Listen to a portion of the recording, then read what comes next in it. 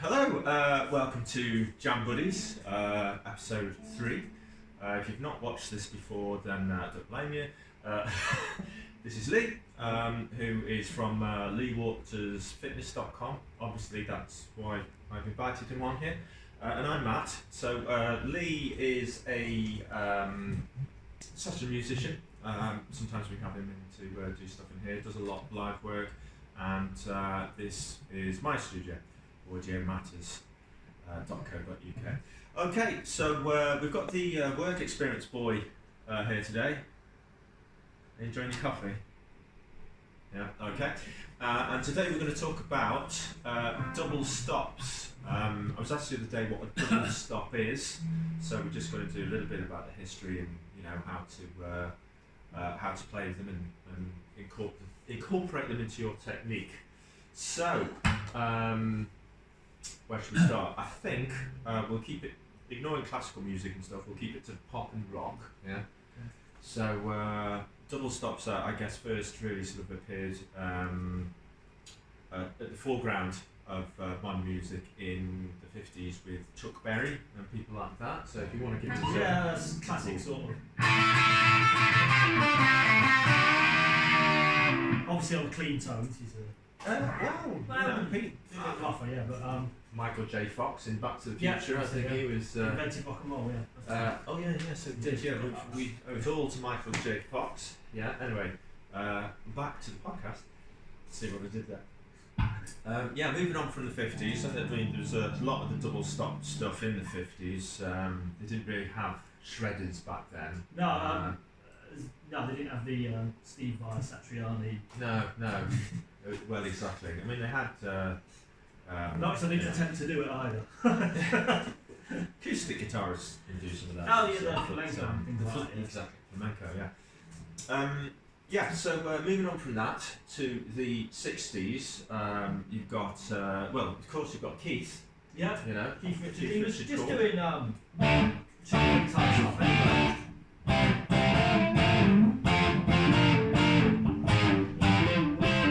That sort of thing.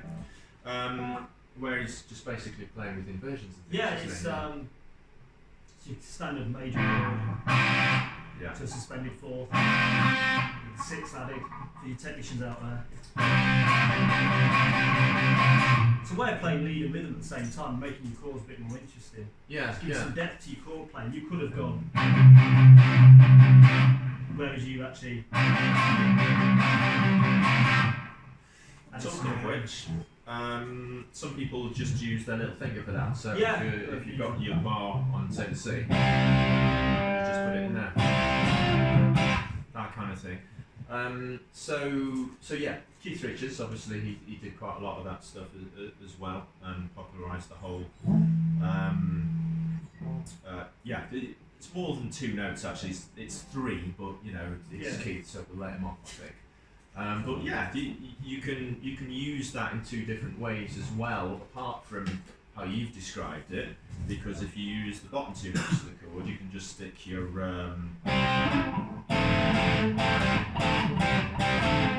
and incorporate that into your playing, your lead work or even your rhythm work.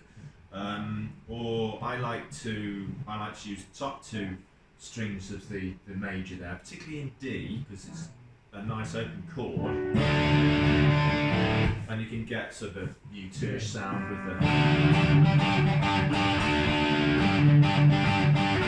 And you get some depth with the open string. Exactly.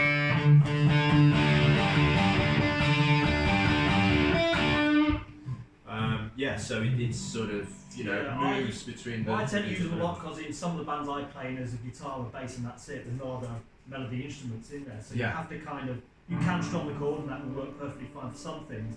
But for other things, you've got to try and find something a bit interesting to do. So using them type of chords or double stops brings something into it a little bit more. Yes, I think it gives it more depth, doesn't it? Yeah. I mean, some bands when you you play and you might do a bit of lead work and everything drops out of the music because you've just got the bass guitar. But it's something like Get Back by the Beatles. Yeah. You could do the chords. But what I'll do is I'll do what you did there. I had the 6.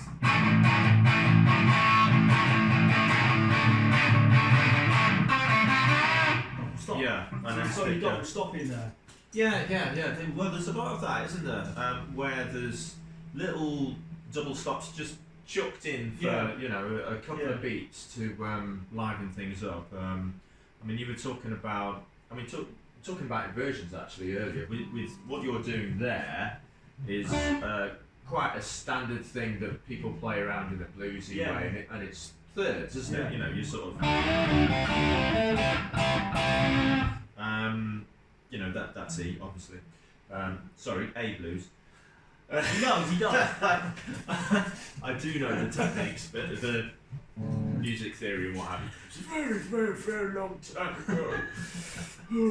I was 12, I think, when I did music theory exams. I was 46. So last week then, yeah. Right. No, I was 19 when I did grade 1. Were you? Yeah. It was, I was doing grade 5 before I got to double figures, I think. Obviously, there were those of you on here who will probably think I haven't progressed beyond grade 1, but so you've got the simplified thing there, but the using inversions. So, for instance, beginning Brown Eyed Girl. Oh yeah. If you want to do this, not rehearsing. I'll try again. No, it's not happening. We'll get to that. It's the that. Yeah. So you've still got a third. It's just you put the third on the bottom with the tonic over the top.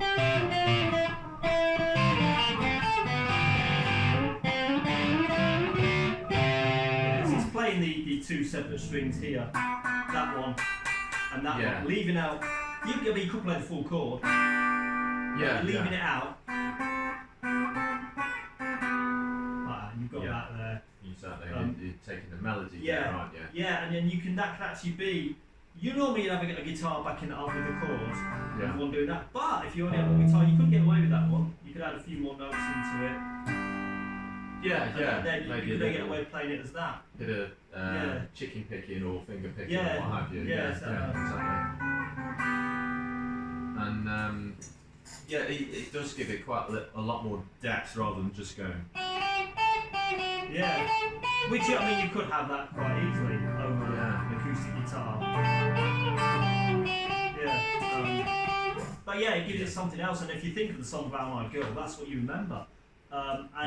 Although it probably would be a good song with just a guitar strumming and maybe a piano, it actually it's the identifiable part of the song. It brings you in a little bit, and it's also, if you think about it, when you've got a song, you sing along with the words. But that song, Brown Eyed Girl, you probably sing along with the guitar with. So it's an identifiable part of the song that you would actually sing along with. So it just brings again something more interesting to the piece. Yeah, and it's funny how doing that particular doing thirds and that sort of inversion is a little bit countryish. So it gives a certain styling, but then when you're doing it in the non-inverted way, obviously that sounds quite blues and rocky the way we've done it, but it can be used in a lot of alternative styles as well. For example, you do an ABBA cover, don't you? Oh yeah, we'll get this one right. We haven't rehearsed this. Yes, we got Chickatita where they start off with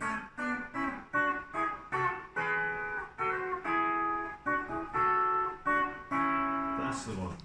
Yeah. That's on acoustic, but so it's two notes. The chord would just be A all the way through. Then you actually played some interesting pieces there. It's reverse really, it's going up instead of down. Usually you'll come down with these, not usually, but often you see these inversions come downwards. This one's going upwards. Little twang there. So you just add some little things there. But that, again, I've played this in a band with just one guitar. I mean, you think of ABBA's got a lot going on there. There's harpsichords in there, there's pianos in there, there's lots of guitars in there. And our band has played with just one guitar and one bass. And we've managed to actually get something interesting out of it by doing these inversions and these double stops. Throwing them in there, You can work on bass as well, using double stops, but that's for bass Jimi Hendrix, obviously, he did quite a lot of the old double stop stuff. He was interesting anyway, but he was interesting in the way he did things because so much going on. He's singing, he's playing the rhythm, and he's doing lead, and he sort of runs through the whole thing. If you listen to what's the other one? Little Wing. Yeah, Little Wing. Who said that? Little Wing, yeah. He's moving between chords and using double stops and whatnot to sort of do half lead, half chords. So it's more interesting than just a straight chord progression. But it's not somebody just widdly. Yeah. When I say usually you have two options, I say usually, a lot of the time you have two options, either chugging some chords or you're twiddling along. Yeah. And you ought to get something in between the two, and that's what your double stops do for you. Yeah, they join up pieces of music. And if you just learn a couple of them, yeah, it's one of the things you can show people on guitar. Say, oh, you play guitar, what can you do? And you just do a bit of, oh yeah, that's not bad. You know, then that, just something you can show someone. Yeah. That sounds a bit different from just, which isn't a bad thing to do either, or a bit different from twiddling. You've just got something in between the two there, which I quite like about the guitar. It's versatile, and you can use it as more than one instrument in a way. Yeah, definitely. So Jimmy, obviously, I don't really know much of his stuff, so I'm not even going to attempt to play it and embarrass myself in public. So Jimmy, and then into the 70s, the 80s, and all of that sort of stuff. It does get used a lot. And you think of all the heavy metal and the glam rock metal, they use it a lot. Yeah, There's a lot in there, isn't there? Oh yeah. Well, the glam rock was more sort of very blues based. It's blues. Yeah. So Eddie Van Halen. Oh yeah. Yeah. So he actually I haven't got drop tune to this, so we'll just give it a try. No. Yeah. Here we are.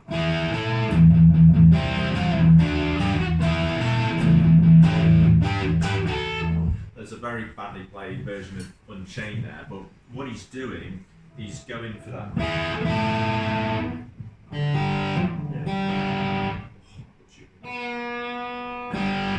So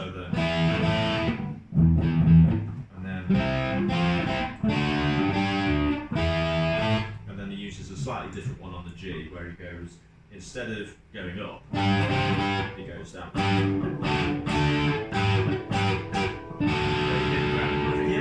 It's interesting though, because it's Eddie Van Halen's one guitar, one bass. Again.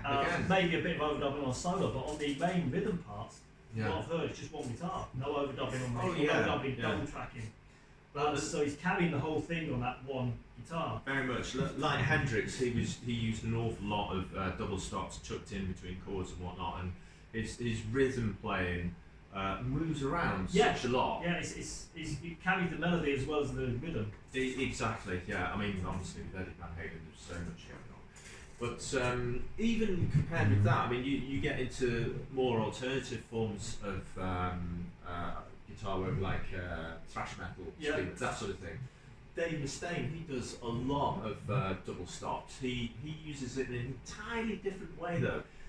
He tries to give it a sort of an atmospheric sound, so sort of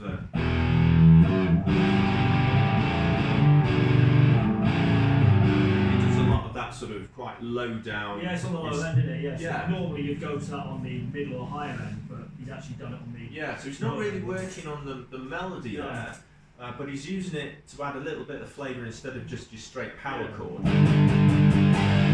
So I mean that sounds a little bit happy, I suppose, with that style of music, but he does it a lot in Hangar 18, so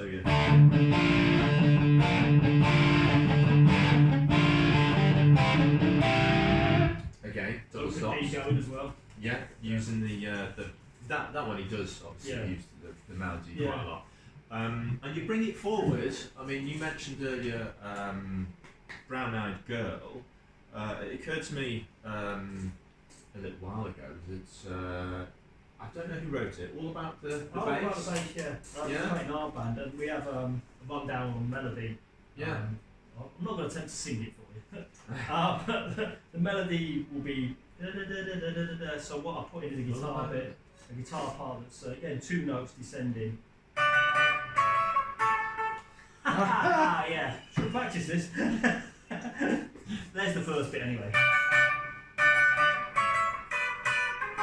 No, not got it. No, that's the idea. No, you won't. Give it one more try. Because I'm just trying to think of the words. Yeah, you think of what the next bit is, All and right. I'll see if I remember how to do this thing. In fact, that is the vocal line, isn't Yeah, it? it's kind of, it's following the vocal line. The chord will be, that'll be the chord, and then, you know, we have the, no, I can't remember. But anyway, you get the idea of the first bit anyway. Like that. Yeah. So you've got that decent. There. Yeah. You've got that kind of. And you Which get- could have been quite easily.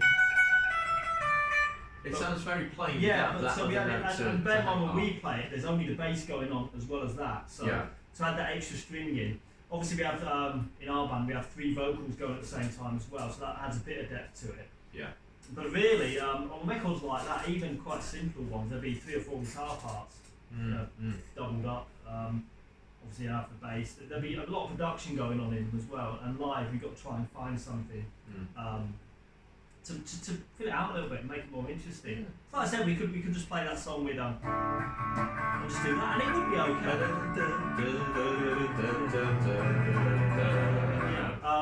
And it would be alright, but you know, we want to make it a little bit different, a little bit more interesting, a little bit better. Yeah. You know, so you know, bring that double stop into it there. You know. I'm not going to do the next bit because I can't remember it. But that's the worst. Yeah. Got to get people email in now. Is this bloke you've got here? Yeah. Well. Yeah. You know. Yeah. I'm not guitar player. So, personal trainer. Yeah. Just dragged him out off the street.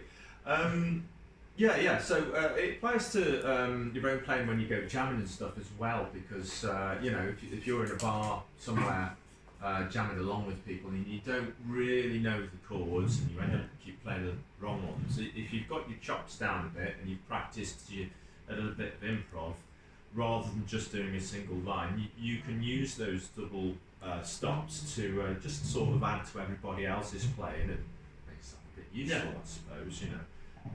One thing that I quite often do is, again, I use the open string. So with an A chord, for example, that's your A major, obviously. So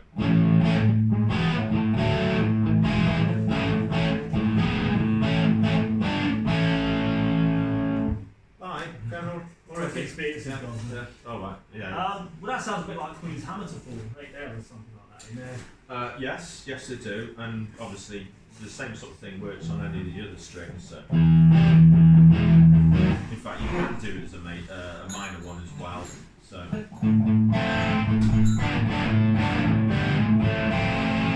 that sounds quite rocky. Yeah, doesn't it? yeah, it's the same, just the same idea. Yeah. More than one string. Yeah. Because when you think of lead, I suppose you think of like just one string. But I always, when I'm just playing even a straight lead, I'll try to bring in 2 strings, sometimes even 3. Yeah. You know, just to give it again, it's adding some harmony to it as well. So you've almost got like a double track guitar then, if you bring the extra string in. Yeah. I mean, some lead guitars will play that and then play another part over the top, and that gives the harmony. Yeah, the harmony. The chords and the yeah. harmony. I would choose one way of doing it, but I actually quite like doing it at the same time, you know. A lot of funk players as well, they use it sort of, you know. Yeah. Well, yeah, I think we talked about that in our jamming video, which you can find on this channel. About that kind of, one of my go-to moves is that hitting a few strings at once, and you know, if I'm doing funk and it's now time for the lead break. Now, lead break in funk to me isn't like a that just doesn't do it for funk. I think you've got to keep the rhythm going with your lead part, so you can actually use that technique of Yeah. you know, it's just a couple of strings being hit there, hammering on and off. Oh, Just yeah, in yeah, minor yeah. chord there, you know, and just playing around the chord. So Yeah. use the same idea that you've talked about in the double stop with more than one string. Yeah. Just use the left playing some lead, and that could actually be the rhythm as well. You know, so you've got that in there. But when you're doing that, if you get it right, sometimes, you know, that will go over several different chords. Oh yeah, you just keep that going over You the can chord just keep it progression. going Yeah, as definitely, yeah. a rhythmic device. Yeah. Okay, well, I think what we'll do, we'll wrap that up there while I go find the work experience boy. And I'll go and practice all about the bass. Yeah. And maybe I'll put it on the next video. So, like and subscribe, even just for, commenting. Yeah. And thanks very much. See you next time. Bye.